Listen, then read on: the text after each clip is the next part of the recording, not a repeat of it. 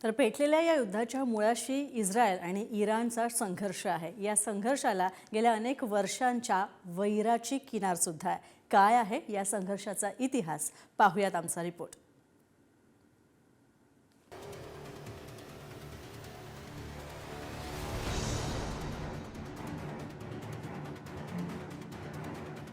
दोन 2000 किलोमीटरपेक्षा जास्त अंतरावरच्या इस्रायल आणि इराण या दोन देशात युद्धाचा भडका उडालाय।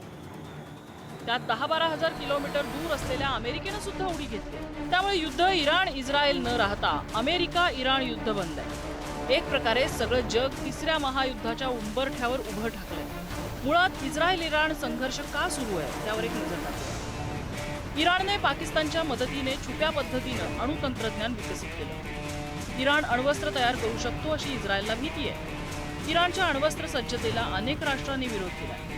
इराण अणु कार्यक्रमामुळे आशिया खंडाला धोका असल्याचा आरोप होतो। अमेरिकेवर हल्ला करण्यासाठी इराण अण्वस्त्र बनवत असल्याचाही दावा आहे। दोन राष्ट्रांमधला संघर्ष राहणार नाही, यामध्ये अरब राष्ट्र जी आहेत ती अरब राष्ट्रही गुंतली जातील। कारण ऑलरेडी आपण पाहिलं 1 तासाच्या आतच इराणनं जे आहे त्यांच्याकडे असणारे हायपरसोनिक मिसाईल्स, ड्रोन्स याच्या माध्यमातून जे आहे अरब राष्ट्रांमधल्या 7 महत्त्वाच्या अमेरिकेच्या मिलिटरी, नेव्हल आणि एअर बेसेसवर हल्ला केलेला आहे। म्हणजे ऑलरेडी अरब राष्ट्र जी आहे प्रत्यक्ष अप्रत्यक्षरित्या या युद्धामध्ये ती ओढली गेलेली आहेत। पुढचे 24, 48, 72 तास माझ्या मते हे डिस्ट्रक्शन, अशा प्रकारची वित्तहानी त्याचबरोबर जीवितहानी ही मोठ्या प्रमाणामध्ये होणार आहे। एक फक्त स्पष्टपणे मुद्दा त्या ठिकाणी सांगतो की जगातली राष्ट्र ही सगळी या सगळ्या गोष्टींकडे जे अत्यंत बारकाईने पाहत आहेत। कारण या युद्धाचा परिणाम म्हणजे तेलाच्या किमती वाढणं, चायनासारखं राष्ट्र असेल, त्याचबरोबर भारतासारखं राष्ट्र असेल आणि इतरही राष्ट्रांना माहिती आहे की जर हे युद्ध चिघळलं तर होर्मुझची सामुद्रधुनी ब्लॉक करण्याचं सामर्थ्य हे इराणच्या नेव्हीकडे आहे आणि तसं जर झालं तर प्रत्येक देशावर त्याचा विपरीत परिणाम होईल। आता सुरू झालेला संघर्ष एका रात्रीत सुरू झाला नाही। इस्रायल इराण जुनं वैर आहे, त्याला शेकडो वर्षांचा इतिहास आहे। खरं म्हणजे याला मुस्लिम देश न संबंधता UAE किंवा कतार असेल, ओमान असेल किंवा इतर देश जिथे अमेरिकेचे लष्करी बेस आहेत हे सर्व मुस्लिम राष्ट्र आहेत। आणि हे जी मुस्लिम राष्ट्र आहेत याच्यामध्ये सुद्धा एक आपल्याला फरक जाणवेल की Shia Sunni, most of the American bases जे आहेत हे सुन्नी लेड जे देश आहेत यांच्या इथे त्यांचा तो स्ट्रॅटेजिक बेस आहे।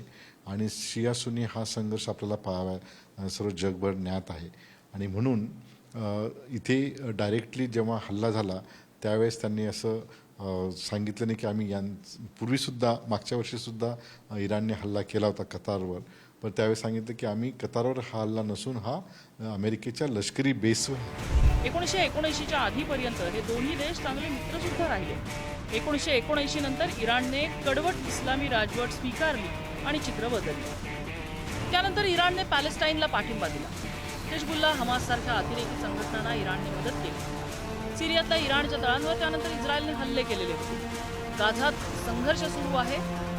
हमासने केलेल्या 7 ऑक्टोबरच्या हल्ल्यानंतर या दोन्ही देशात तणाव वाढलेला आहे। सिरिया आणि लेबनॉन सीमेजवळ सुद्धा चकमकी वाढल्या। इराणने इस्रायल विरोधी शक्तींना एकत्र आणायचा प्रयत्न सुरू केला। पश्चिम आशियात म्हणजे इराक, सिरिया, येमेन इथे प्रभाव वाढवण्याचा इराणचा प्रयत्न आहे। त्याला अमेरिका आणि इस्रायलचा तीव्र विरोध आहे। मात्र आज इस्लामिक रिपब्लिक म्हणवणाऱ्या इराणने सौदी अरेबिया, युनायटेड अरब अमिरातीसारख्या मुस्लिम देशांवर सुद्धा हल्ला करत सगळ्यांना धक्का दिला।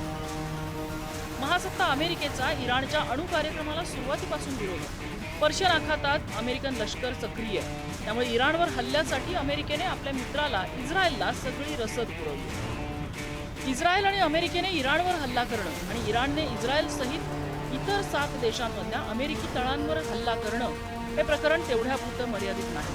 त्याला आर्थिक, राजकीय, धार्मिक सत्ता संघर्षाची किनार आहे। त्यामुळे याचे परिणाम जगाला दीर्घकाळ भोगावे लागणार आहेत। ब्युरो रिपोर्ट, पुढारी न्यूज।